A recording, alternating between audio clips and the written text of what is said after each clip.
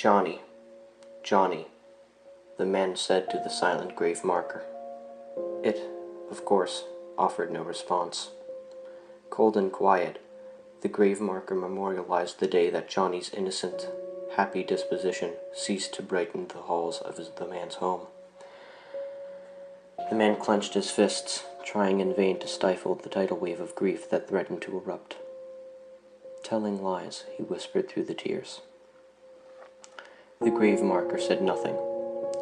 Jonathan Smith, 1999 to 2005, was the only reply it could offer, and only if one chose to read it.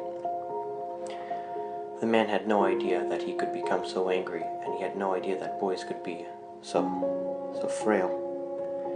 He didn't comprehend that he was hurting his son until after his hands released their grip around Johnny's throat, till he heard his wife screaming, "All over a bag of sugar," the arresting officer had asked. He was a young man with a crew cut, no older than the man's nephew, maybe even a rookie cop, trying to make sense of the tragedy. The man had offered no reply. He could only watch in stunned silence as the paramedics loaded his son's lifeless body into the ambulance. But now the man realized it wasn't just about the sugar. No, it was about him. He should have seen the warning signs. He had stopped going to Alcoholics Anonymous, ignoring the phone calls from his sponsor. He had started drinking again, because of course he had. He had always come back to the bottle.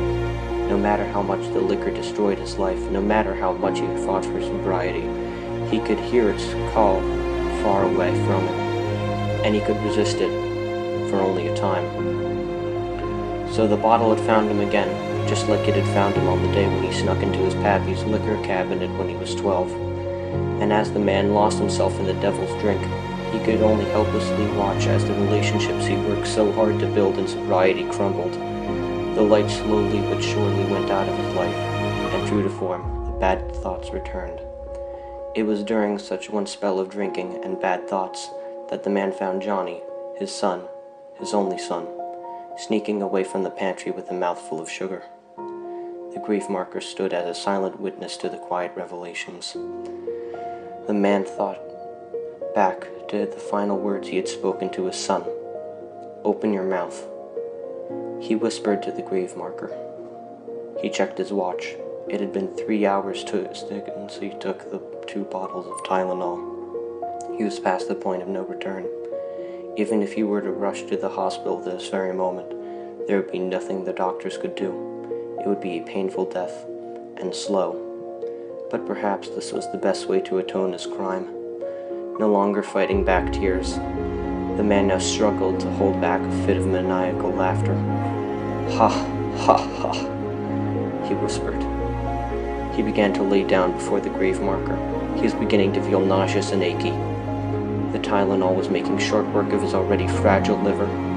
Soon he would spike, with fever, weak and bleeding. It would not be long now. "I'm coming to see you, Johnny. I'm coming to see you soon."